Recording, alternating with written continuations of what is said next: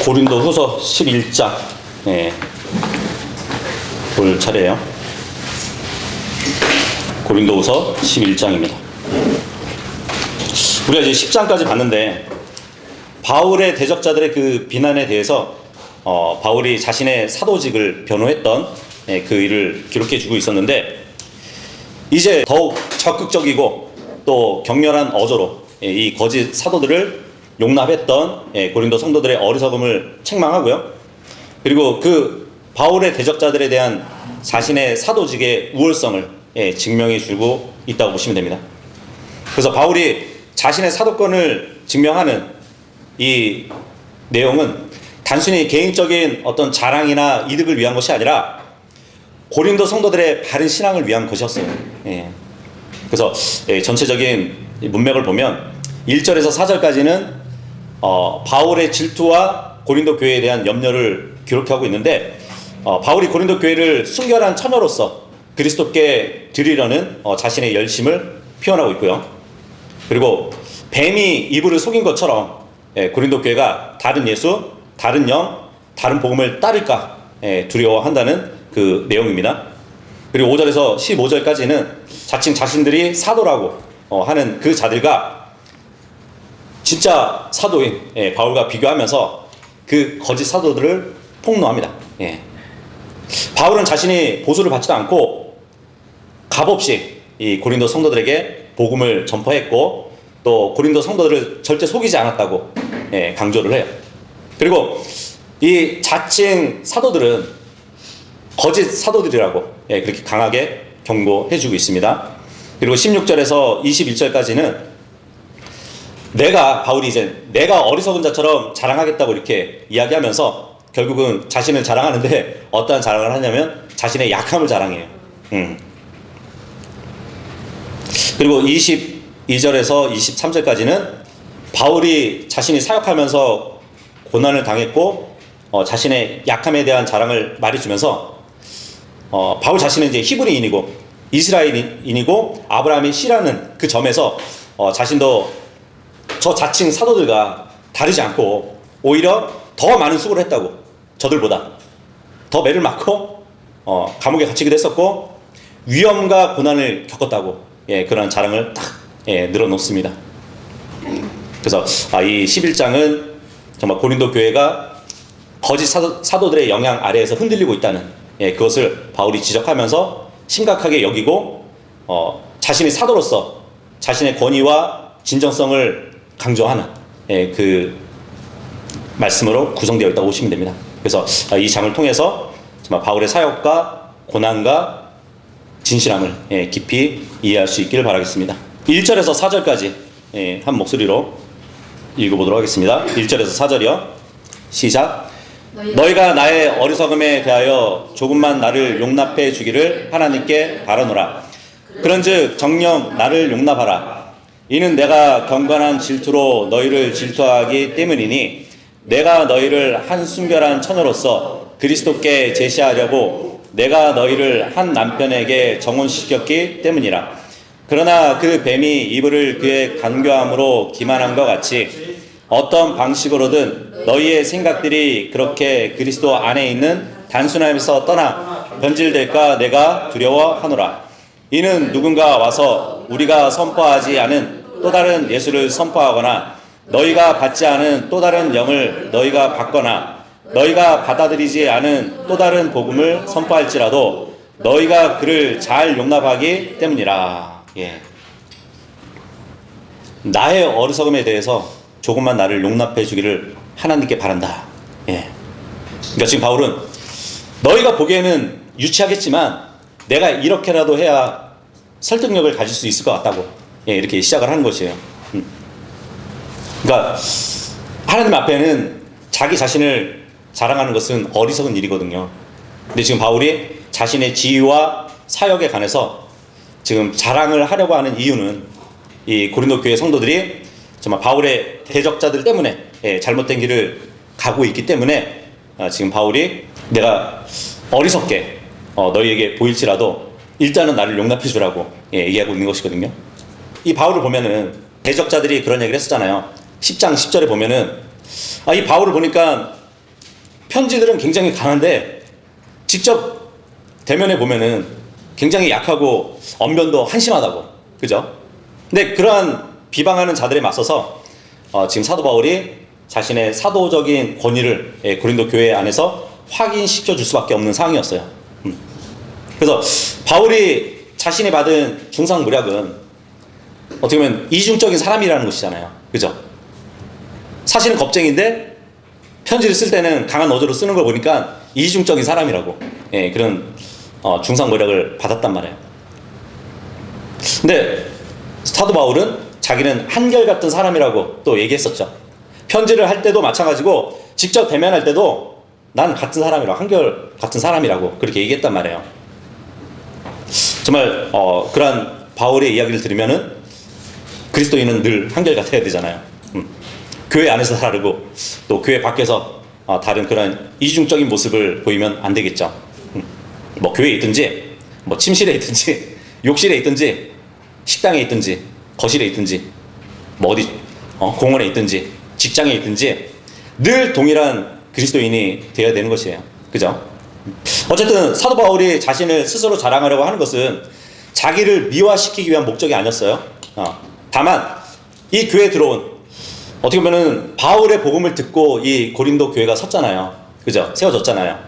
근데 자신의 복음을 듣고 회심한 그 성도들을 훔쳐가는 일을 했던 이 거짓 사도들에게 어떻게 보면 거짓 교리를 주입하려는 것을 막기 위해서 이 바울 자신이 마땅히 해야 할 것을 말하려고 하는 그러한 상황이었단 말이에요.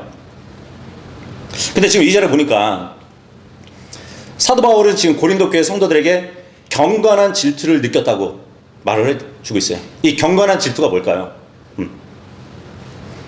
이 경건한 질투라는 것은 하나님이 자신의 백성 이스라엘이 이 우상 숭배를 많이 했었잖아요, 그죠? 구약에 보면 하나님은 이스라엘의 남편이셨어요, 그죠? 이스라엘 백성은 아니었잖아요. 근데 그 하나님을 버리고 우상 숭배를 했다는 것은 간음을 한 것이거든요, 영적인 간음. 근데 그것에 대해서 하나님은 나는 질투의 하나님이라고 말씀하시거든요. 그래서 하나님의 백성이 거짓 신들을 따르지 않게 하려고 주님께서 백성들을 향해서 가지신 그런 마음, 그 질투심, 그것이 바로 경건의 질투란 말이에요. 마찬가지예요. 지금 사도 바울이 그러한 경건의 질투를 가졌다는 것은 그 지역교회 구원받은 성도들이 한 남편 예수 그리스도, 이 예수 그리스도와 정혼시켰기 때문에 한 순결한 처녀로서 한 남편에게만 자신을 바쳐야 되는데 또 다른 예수가 전파되면서 그를 따라가게 되면 영적인 간음을 하게 되는 것이잖아요. 그래서 그 아내의 순결이 더럽혀지지 않게 하기 위한 그런 질투심을 지금 가졌다는 얘기거든요. 정말 하나님의 질투와 동일한 질투를 가지고 바울이 고린도 교회에 침입해 들어온 그 대적자들을 대한다고 이렇게 보시면 됩니다. 고대에 보면은 이 아들이나 딸이 약혼을 하잖아요. 근데 그 약혼을 하기 위해서도 중매인을 고용했었어요. 근데 그 약혼을 또 정혼이라고 또 부르잖아요, 그죠? 정혼. 근데 고대의 정혼 하면은 결혼과 똑같은 구성력이 있었어요. 그래서 여기서 지금 바울이 이 고린도 교회를 그리스도의 아내로 이렇게 중매를 했다는 것을 보여주고 있죠. 근데 잘 기억하셔야 돼요. 성도들을 신부로 정혼시킨 게 아니에요. 성도들이 한 교회에 있잖아요. 단수 이 교회가 그리스도의 신부인 거예요. 우리 각자가 신부가 아니라. 그리고 이제 이 약혼자가 자신을 맞으러 올 때까지 자기 부모와 함께 집에 머물러 있었거든요. 근데 그러한 가운데서도 참 희한하게 이 고대 배경을 보면은 약혼자의 친구들의 돌봄이 있었을 뿐만 아니라 그 보호에 맡겨졌었다고 합니다. 다른 남자들이 또 이렇게 추파를 보내지 않도록 옆에서 이렇게 보호를 해줬는지 모르겠지만 약혼을 하고 나서 이 결혼식까지는 상당한 기간이 경과됐었거든요. 그래서 그 기간에 미래의 남편과 또 미래의 신부의 모든 의사소통을 누가 감당했냐면 친구들이 감당했어요. 예. 신랑의 말을 전하기도 하고 또 신부의 말을 또 신랑에게 이렇게 전해주기도 했었단 말이에요. 그래서 우리가 그 배경을 또 어디서 볼 수 있냐면 요한복음 3장에 가면은 침례인 요한이 그런 말 하잖아요. 신랑의 친구는 신랑의 목소리로 인하여 대단히 크게 기뻐하는다, 그런 말을 하거든요. 그래서 친구라는 것은 이 신랑과 신부 사이에서 말을 전달해 주면서 둘 사이의 애정을 보고 기쁘고 즐거운 가운데서 자기 친구를 축복해 주는 그러한 일을 했었다는 얘기예요. 그 친구의 신부를 사랑해서 흔들리는 우정이 되면 안 되겠죠, 그죠? 그리고 이제 이 신랑 친구들이 또 신부를 교육하고 준비시키는 그 일도 했었다고 합니다. 그 책임이 있었대요. 그래서 지금 여기 본문에 보니까 그리스도는 신랑이고 고린도 교회는 신부이고 바울은 그 둘 관계를 연결해 준 중매인이기도 하면서도 그리스도의 친구의 관계로 또 이렇게 보여주고 있죠. 그죠? 이 바울은 고린도 교회가 정말 순결하고 흠없이 보존되기를 열망했다는 것이에요. 그죠? 근데 3절에 보니까 이 고린도 교회 성도들은 바울의 대적자들에게 속아가지고 그리스도 안에 있는 단순함에서 떠나가지고 변질될까봐 굉장히 두려워했다고 말을 해주고 있어요. 예. 그리스도 안에 있는 단순함. 예. 어떻게 보면 단순하지만 굉장히 위대한 말씀이에요. 그죠? 너무나 단순해가지고 그것을 믿지 않는 사람들이 오히려 많아요. 그렇지 않나요? 맞아요. 예. 우리가 복음을 전했을 때 사람들은 예수 그리스도께서 자신들의 모든 죄값을 치러주셨다고, 또 부활하셨다고, 구원자로 믿고 영접하면 모든 죄가 용서되고 제거되고 하늘나라로 간다고, 예. 이런 단순한 복음을 거부해가지고 지옥으로 가잖아요. 그죠? 사도행전 16장 30절에 보면은 이 빌립보 간서를 보면은 정말 단순하게 믿고 구원받은 케이스라고 볼 수 있겠죠.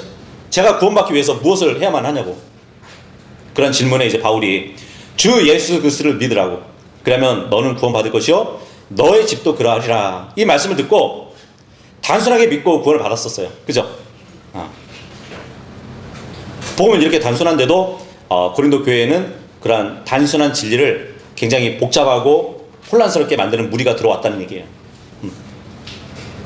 그래서 바울은 그리스도 안에 있는 단순함에서 떠나가지고 변질될까봐 두려워했다고 합니다. 여기서 이제 변질된다는 이 말도 영어로 보면 이제 corrupt잖아요. 그죠?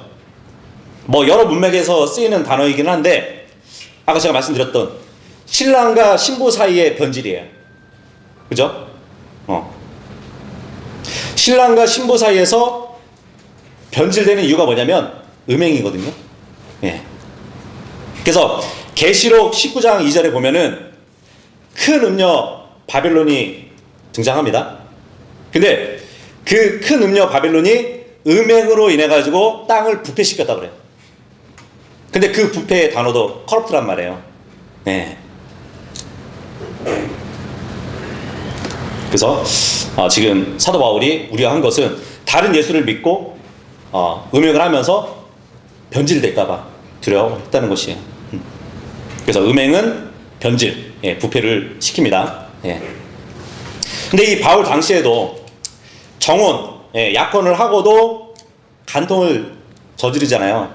그러면은 결혼 후에 간음을 저지른 것 같은 것으로 이렇게 여겼어요. 레위기 21장에 보면은 이제 그 율법에 따르면요, 그리스도는 지금 대제사장으로 계시잖아요. 레위기 21장에 보면은 그리스도를 예표한 그 대제사장은 순결한 처녀와만 결혼할 수 있었어요. 그래서 우리도 앞으로 이제 기대하는 열렬한 그 기대는 신랑 대신 그리스도를 직접 대면하는 것이잖아요. 그죠? 그러기 위해서는 우리도 순결한 한 처녀로서 주님을 만나야 되는 것이죠. 근데 지금 사도 바울이 봤을 때 영적 간음이 교회 안에 들어왔는데 그 대상을 지금 나열해주고 있어요. 본문에 보니까 또 다른 예수, 또 다른 영, 또 다른 복음이라고 합니다. 예. 그래서 고린도 교회를 변질시키려 하는 그 사도들도 속임수로 가득한 일꾼들이고 그리스도의 사도들로 가장하는 자들이라고 지금 부르고 있어요. 그죠?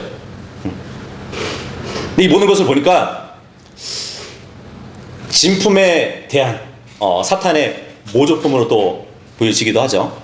예. 사탄의 모조품들.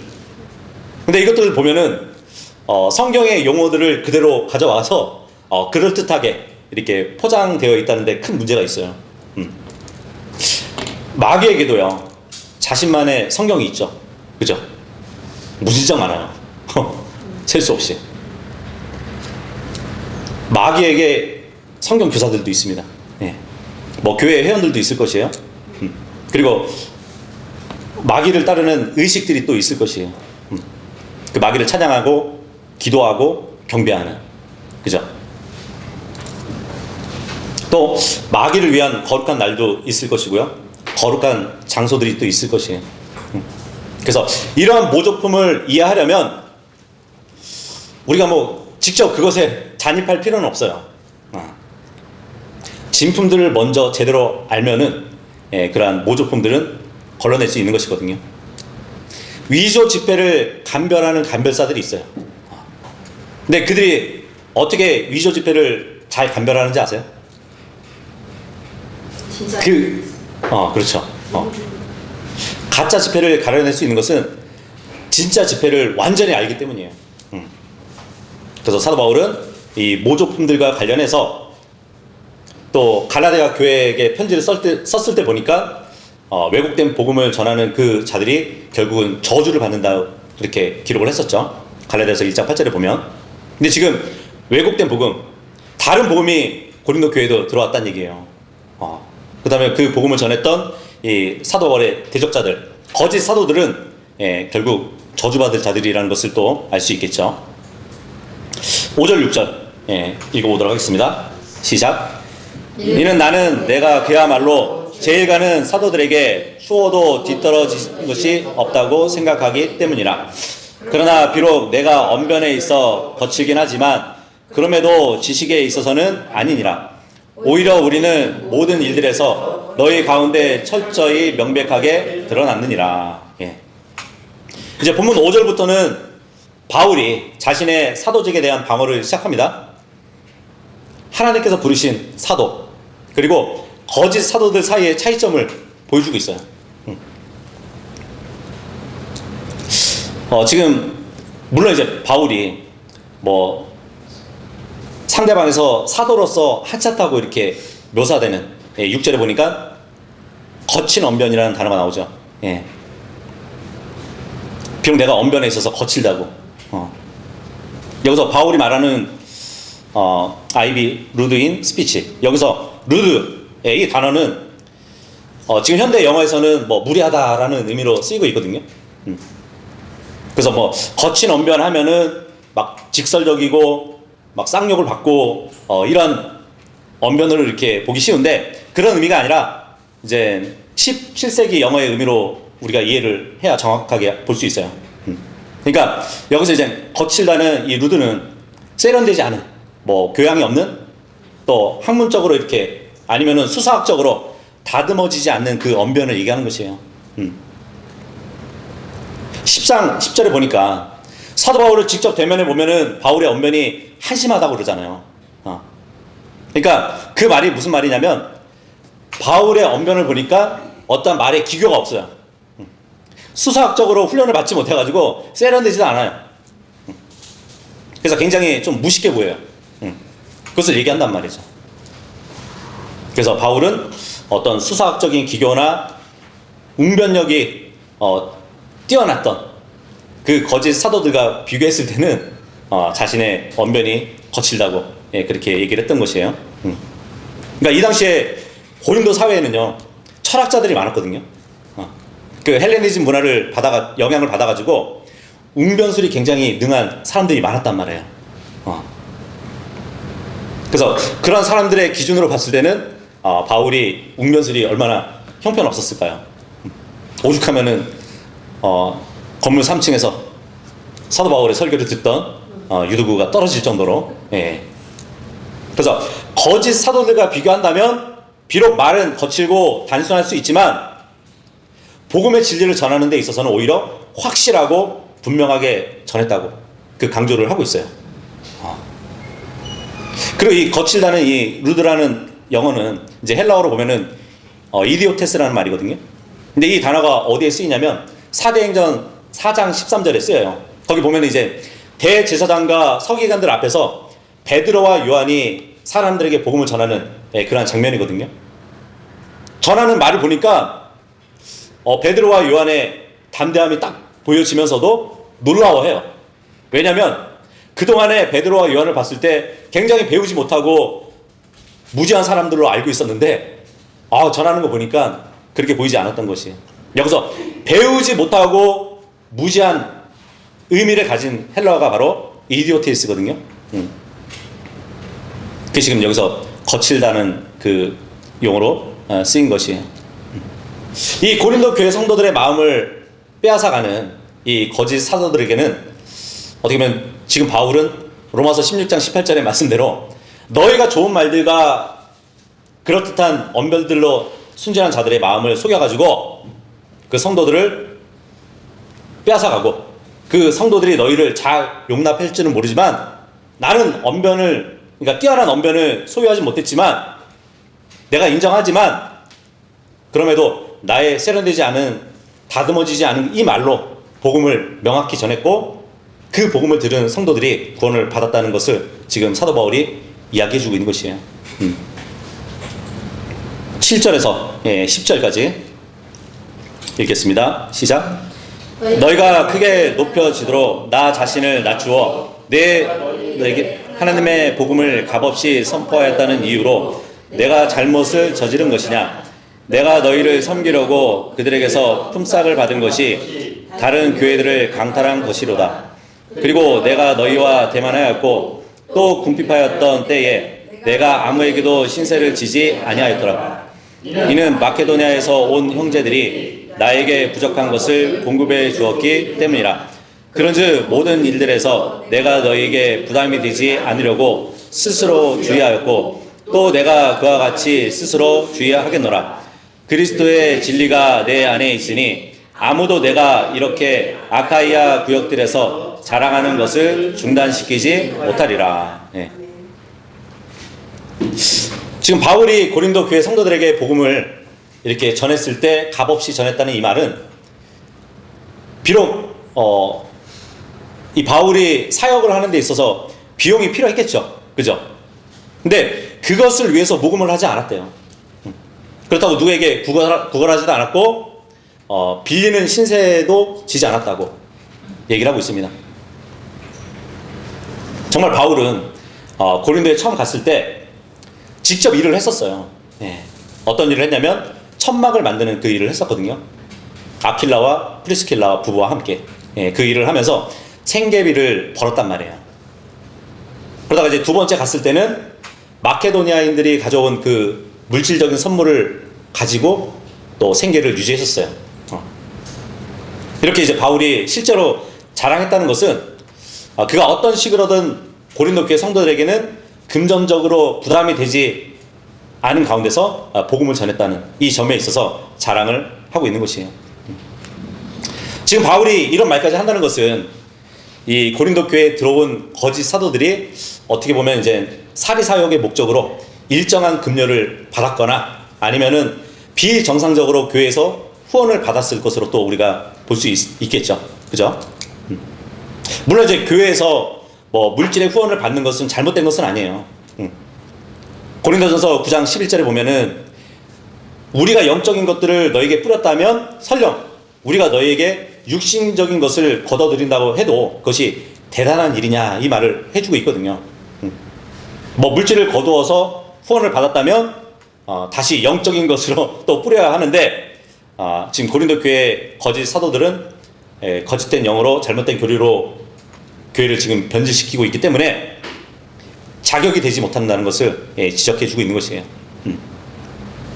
11절 12절 읽겠습니다. 시작. 어떤 이유에서냐? 내가 너희를 사랑하지 않기 때문이냐? 하나님께서는 아시느니라. 그러나 내가 하고 있는 것을 내가 하리니 자신들이 자랑하는 계기를 갈망하는 자들에게서 그들이 바로 우리처럼 알려지고자 하는 계기를 내가 끊어버리려 함이라. 예. 사도 바울의 이러한 자랑은 바울이 고린도 교회 성도들을 사랑하기 때문에 하는 것이었고, 그 점을 하나님께서도 알고 계신대요. 근데 일부 고린도 성도들은 바울이 이제 마케도니아 성도들에게 이 물질을 후원받고 고린도 성도들에게 후원을 받지 않았잖아요. 그래서 마케도니아 성도들을 편애하는 것이 아닌가, 이렇게 봤던, 어떻게 보면 시기를 갖고 있었던 성도들도 있었어요. 하지만 바울은 고린도 교회에게 뭐 냉정하거나 거리를 둔 적이 없었고, 고린도 성도들에게 그 편지를 보내면서 자기에게 베푼 것들에 대한 늘 감사와 애정을 나타냈을 뿐이에요. 그리고 값없이 복음을 전해진 그 이유도 고린도 교회 성도들을 사랑했기 때문이라고 지금 말을 해주고 있죠. 이렇게 어떻게 보면 10장에서는 우리가 봤듯이 사도 바울의 사역을 이끄시고 도와주신 주님을 자랑하라고 이렇게 선언했었잖아요. 그리고 나서 이번 11장에서는 사도 바울이 스스로 자랑을 하는데, 그 자랑은 거짓 사도들이 자랑하는 그 토대를 무너뜨리기 위해서 한다고 보시면 됩니다. 그래서 그 가짜 사도들이 진짜 사도에게 필적할 수 없는 그런 점을 보여주기 위해서 자랑을 하고 있다고 보시면 돼요. 13절하고 14절 읽겠습니다. 시작. 이는 그러한 자들은 거짓 사도들이요 속임수로 가득한 일꾼들이며 그리스도의 사도들로 스스로 가장하고 있기 때문이라. 그런즉 놀라워할 일이 아니니 사탄 자신도 빛의 천사로 가장되어 있기 때문이라. 그러므로 그의 사역자들이 또한 의의 사역자들로 가장한다 할지라도 전혀 대단한 일이 아니니라. 그들의 결말은 그들의 행위들대로 되리라. 지금 바울이 얘기하듯이 이 대적자들은 그들만의 종교를 가지고 있었어요. 그리고 그 사도들을 가리켜서 일꾼들이라고 하는데, 심지어 이제 그리스도의 사도들이라는 명함을 내밀면서 고린도 성도들을 유혹했다는 것을 말해주죠. 우리가 이제 요한계시록 2장에 보면은 에베소 교회가 나오죠. 이 에베소 교회를 예수 그리스도가 칭찬하는 그 기록을 보면 자칭 사도들이라고 하는 자들이 에베소 교회에 들어왔었어요. 그런데 그들이 정말 사도인지 아닌지를 시험해보고 거짓말쟁이구나 하고 쫓아냈다는 그 일로 인해서 칭찬을 했단 말이죠. 그죠? 근데 지금 고린도 교회는 그러한 영향이 없었어요. 왜냐하면 영적으로 어렵기 때문에. 그 대신에 이제 그 교회를 세운 바울이 이 거짓 사도들을 찾아내 준 것이에요. 여기 14절에 보니까 바울은 그러한 거짓 사도들이 등장한 것이 전혀 놀랄 일이 아니래요. 사탄도 빛의 천사로 가장하기 때문이라고 얘기를 합니다. 이 사탄 루시퍼의 이름이 빛의 전달자잖아요. 그죠?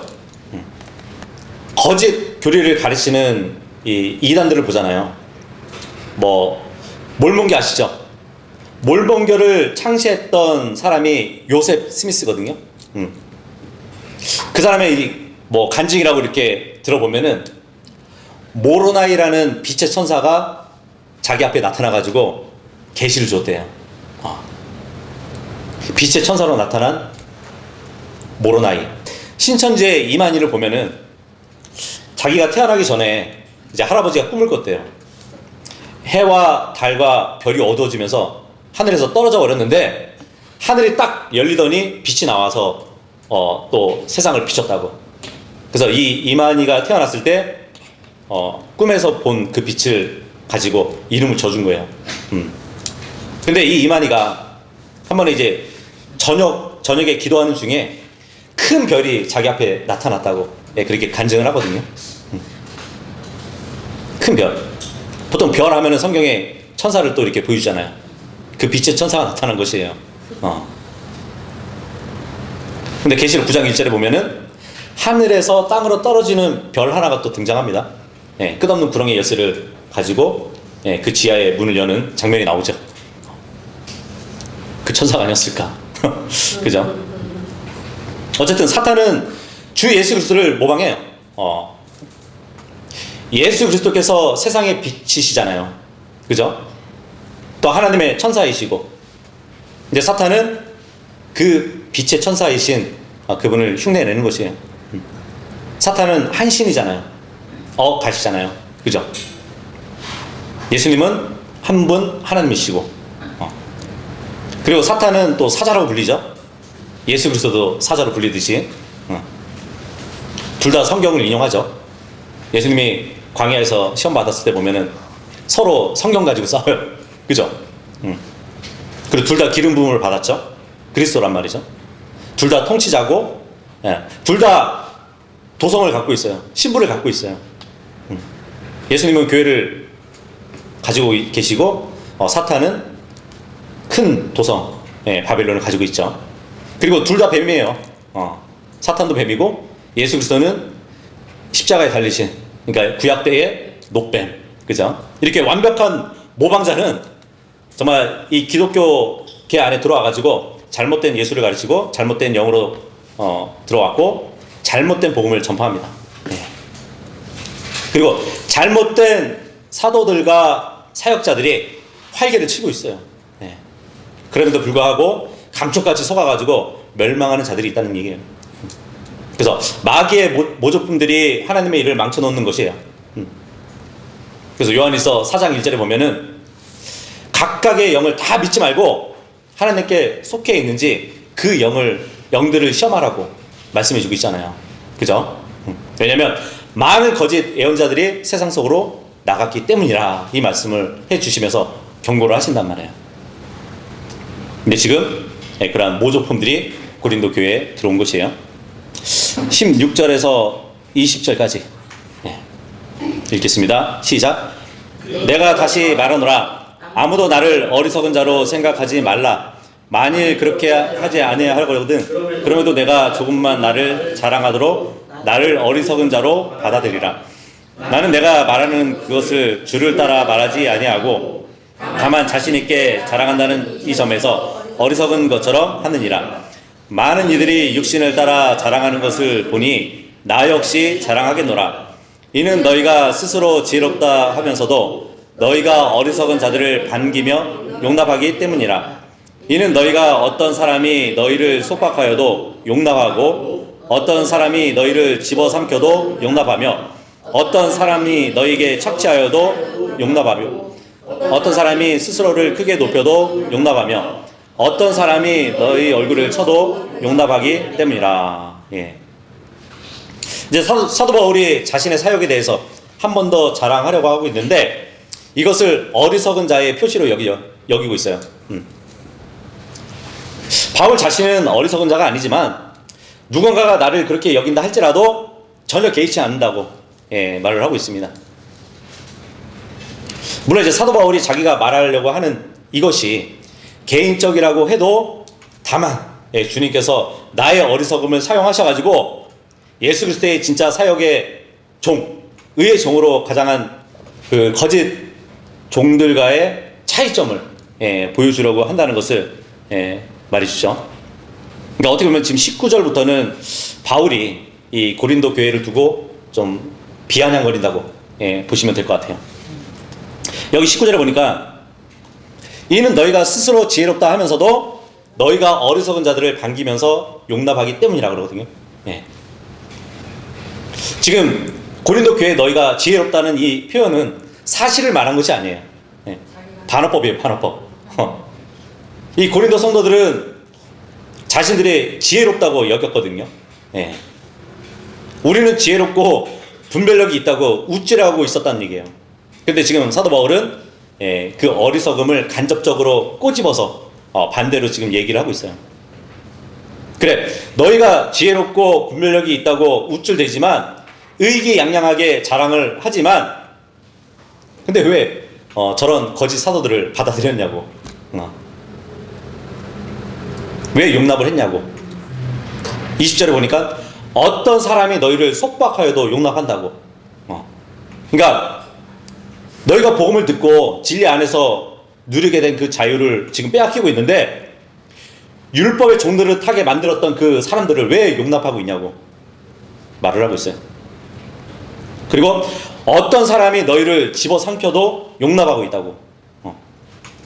마치 기생충처럼 자기는 노력하지 않고 남의 피와 땀을 착취하는 그 행위를 누가 지금 교회 안에서 하고 있는데, 고린도전서 3장 6절에 보면은 그런 말씀이 있잖아요. 바울이 심었고 아폴로는 물을 주었고 하나님이 성장하게 하셨어요. 자, 그렇다면 이 교회에 열매가 맺혀져요. 그러면 그 열매는 누구 것이 돼야 되죠? 결과적으로는 하나님께 돼야 되잖아요. 그죠? 교회 복음으로 심었고 아폴로는 말씀으로 물을 주어서 성장시켰고 하나님이 성장하게끔 만들으셨는데 이제 열매를 맺는단 말이에요. 근데 그 열매는 하나님의 것인데 거짓 사도들이 자신들이 그 결실을 가로채고 있는 그 상황이란 말이에요. 근데 왜 그것을 용납하냐고. 그죠? 어떤 사람이 너희에게서 착취하여도 용납한다고. 그러니까 거짓 사도들이 돈과 세속적인 그 이득을 위해서 일했다는 것을 말해주고 있죠. 예를 들면 양들을 먹이면서 그 양들의 털을 취하는 것이 목자가 하는 일이잖아요. 그죠? 근데 양들을 먹이지 않고 대신 털을 깎는 그러한 일을 했던 것이에요. 그래서 고린도 성도들의 재산을 삼켜버렸던 그 일을 했다는 것이죠. 그리고 어떤 사람이 스스로 크게 높여도 용납했다고. 이 거짓 사도들이 자신의 사도권을 높이면서 성도들을 무시했다는 것을 또 말해주고 있죠. 영적 권위를 막 들먹이면서 군림했다는 것을 보여준단 말이죠. 그래서 스스로를 막 자랑하고 거만한 말로 막 교회에 대한 권리를 가로챘던 것이에요. 자, 그리고 어떤 사람이 너희 얼굴을 쳐도 용납하기 때문이래요. 물론 이제 거짓 사도들이 이 성도들의 뭐 뺨을 쳤다는 얘기는 아니겠죠. 근데 이 말씀을 보면 요즘에 많이 일어나는 현상과 같아요. 이 당시에 고린도 교회가 거짓 사도들에게 정신적으로, 영적으로, 심지어 신체적으로도 지배를 당하면서까지 용납해주고 있다는 것을 지적해주고 있는 것이거든요. 이 현상이 오늘날 말하는 가스라이팅 아니면 구루밍 아시죠? 굉장히 유사한 양상이라고 볼 수 있어요. 그래서 고린도 성도들은 이 거짓 사도들에게 마치 자신들이 약하고 바울보다 이들이 더 권위가 있다는 그런 왜곡된 메시지를 들었을 것이란 말이에요. 그래서 결과적으로 봤을 때 어떤 학대나 억압이 있어서도 그냥 그것을 수용하는 단계에 이르렀던 것이에요. 그래서 오늘날 영적인 가스라이팅 또는 뭐 종교적인 권위와 이 남용으로 인해 가지고 그렇게 당하는 사람들이 있거든요. 그래서 이 말은 정말 역사적인 사건의 기록이라고 보기보다는 오늘날 교회 안에서도 영적인 남용, 뭐 지도자의 권위의 남용, 그래서 성도들이 맹목적으로 추정하는 것, 이 가스라이팅의 리더십에 관한 경고로도 볼 수도 있겠죠. 그죠? 그래서 바울은 단호하게 그러한 책망을 하고 있는 것이에요. 21절 읽겠습니다. 시작. 나는 마치 우리가 약해져 있었던 것처럼 비방하는 것에 관하여 말하노라. 하지만 무슨 일에서든지 누군가 담대하다면 내가 어리석게 말하지만 나 역시 담대하노라. 바울은 거짓 사도들이 하는 것처럼 이 고린도 성도들에게 희생을 강요하고 스스로의 권위를 막 주장하면서 자신감 넘치는 그 행동을 하지 못했다는 점에서 약한 자였다고 말을 해주고 있어요. 하지만 인간적인 약함은 진정한 의미에서 부끄러움이 아니었대요. 왜냐하면 인간의 약함이 곧 하나님의 능력이 역사할 수 있는 그 자리이기 때문에 그것을 잘 알았다는 것이에요.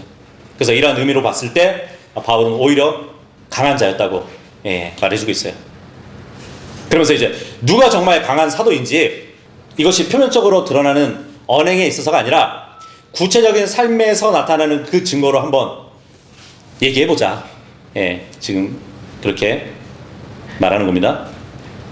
22절에서 25절까지 읽겠습니다. 시작. 그들이 히브리인들이냐? 나도 그렇도다. 그들이 이스라엘이냐? 나도 그렇도다. 그들이 아브라함의 씨냐? 나도 그렇도다. 그들이 그리스도의 사역자들이냐? 내가 어리석은 자처럼 말하노라. 나는 더욱 그러하니라. 수고들을 더욱 넘치게 하였고 채찍들로 정도를 지나치게 맞았으며 감옥들에 더 숱하게 갇혔고 죽을 고비들이 자주 있었도다. 유대인들로부터 40에서 하나를 뺀 매를 5번 맞았도다. 내가 3번 막대기들로 맞았고 한 번은 내가 돌로 맞았으며 내가 3번 파선을 당하였으니 내가 하룻밤과 하루낮을 기품 속에 있었느니라. 여기 보니까 고린도 교회에 들어온 이 거짓 사도들의 신원이 유대인들이라는 것을 지금 분명하게 밝혀주고 있죠. 그죠? 그래. 그 거짓 사도들이 유대인이라고, 유대인으로서 우월성을 가졌다면 나 역시 그렇다고 밝히고 있어요. 그들이 정말 그리스도의 사역자라고 얘기한다면 나는 더욱 그러하다고. 왜 그러한지 입 다물고 내가 어떻게 사역을 해왔는지 말해줄 테니까 잘 들어보라고. 난 채찍을 맞았고 옥에도 갇힌 횟수가 많다고. 성경에 보면 이제 사도 바울이 옥에 갇혔던 그 횟수가 7번이거든요. 그리고 죽을 고비도 많이 넘겼다고. 그리고 유대인들로부터 40에서 하나를 뺀 매를 5번 맞았다고 하는데, 이것은 이제 신명기 25장에 보면 유대인들이 이제 이 때리는 집행을 태형이라고 그러잖아요. 그 태형을 집행할 때 간습을 지금 말해주고 있는 것이에요. 39대를 때리는 이유가 뭐냐면 횟수를 잘못 세가지고 40을 넘기게 되면 안 되기 때문에 그 잘못을 방지하기 위해서 39대라고 말을 해주고 있어요. 그리고 이제 사도 바울이 어디를 가나 맞고 다녔대요. 거기에다가 배가 파손돼가지고 이 바다에서도 낮밤을 보내기도 했다고 말해주고 있습니다. 이 거짓 사도들이 들었을 때는 이 자랑이 어떻게 다가왔겠어요, 그죠? 26절에서 29절 읽겠습니다. 시작. 잦은 여정들에서, 물들로 인한 위기들에서, 강도들로 인한 위기들에서, 나 자신의 동족들에 의한 위기들에서, 이교도들에 의한 위기들에서, 도시 가운데 있는 위기들에서, 광야 가운데 있는 위기들에서, 바다 가운데 있는 위기들에서, 거짓 형제들 가운데 있는 위기들에서, 피로와 고초에서 빈번히 깨어있는 일들에서, 배고픔과 목마름에서, 빈번히 금식하는 일들에서, 추위와 헐벗음에서, 그것들보다 내가 더 그리하였도다. 외부에 있는 그러한 일들을 제외하고도 나에게 매일 닥쳐오는 것은 모든 교회들에 관한 염려라. 누가 약해지면 내가 약해지지 아니하냐. 누가 실족하게 되면 내가 애타지 아니하냐. 이 지금 이 나열된 이 고통들, 고난들을 보면 정말 사도 바울은 자랑할 만해요. 그죠? 극심한 환난과 핍박 중에서도 지금 바울이 그러한 고통스럽고 근심케 했던 그것들보다 내가 더욱더 고통스러웠던 것이 뭔지 아냐고. 정신적인 고통이었는데 그것은 바로 성도들을 잘못된 길로 인도한 그 거짓 사도들로 인한 것이었다고 말해주고 있어요. 성도의 사랑이 이런 고통들보다 더 있다는 얘기예요. 그래서 많은 성도들이 바울의 복음 사역을 방해했고 대적했다는 것이죠. 또 이렇게 이야기를 들어보면, 그죠? 그래서 믿음이 약한 그 성도들이 실족하지 않을까, 막 전전긍긍하면서 고통을 겪었다는 얘기예요. 우리는 어떨까요? 우리가 이러한 고통들을 사역에서 당했다 하면은 다른 어떤 성도가 실족하거나 약해지는 것을 들었을 때 나는 이런 고통을 당하는데 여기에 더 추진하지 않을까요? 그죠? 근데 그렇지 않았다는 얘기예요. 바울은 고린도 교회를 너무나도 사랑했기 때문에 자기가 겪는 고통보다 언제 어디서나 하나님의 교회를 염려하면서 잘 되기를 고대했다는 것이에요. 30절에서 마지막 9절까지 시작. 만일 내가 반드시 자랑해야 할 필요가 있다면 나는 나의 연약함들에 관한 것들을 자랑하겠노라. 영원히 찬양받으시는 하나님 곧 우리 주 예수 그리스도의 아버지께서는 내가 거짓말을 하고 있지 않음을 아시느니라. 다마스쿠스에서는 아레타스 왕 사나의 총독이 나를 붙잡기를 간절히 원하므로 주둔군을 동원하여 다마스쿠스인들을 그런데 바구니를 타고서 창문을 통하여 내가 성벽을 타고 내려져 그의 두 손 안에서 탈출하였느니라. 예. 바울은 지금 자신의 약한 것을 자랑한다고 얘기를 합니다. 예. 이것은 정말 어떻게 보면 지도자적인 위치에 있는 사람들에게 밝히기가 매우 힘든 내용일 것이에요. 그죠? 대부분의 사람들이 자신의 지위가 높아지면은 어떠한 약점을 감추려고 하잖아요. 그죠? 그리고 그 약점을 미화시키려고 한단 말이에요. 근데 바울은 자신의 약한 것을 솔직하게 고백하고 있어요. 예. 그리고 바울이 자신이 회심을 하고 난 이후에 있었던 다마스쿠스의 사건을 설명하고 있어요. 그리스도인들을 잡으러 다녔던 이 바울이 유대인들을 배신했기 때문에 그 유대인들의 선동으로 인해 가지고 아르테스 왕의 총독이 성문을 지키고 있었어요. 그 바울을 잡기 위해서. 근데 지금 사도 바울이 성을 탈출했던 이 내용은 부끄러운 과거거든요. 그것을 고백하고 있단 말이에요.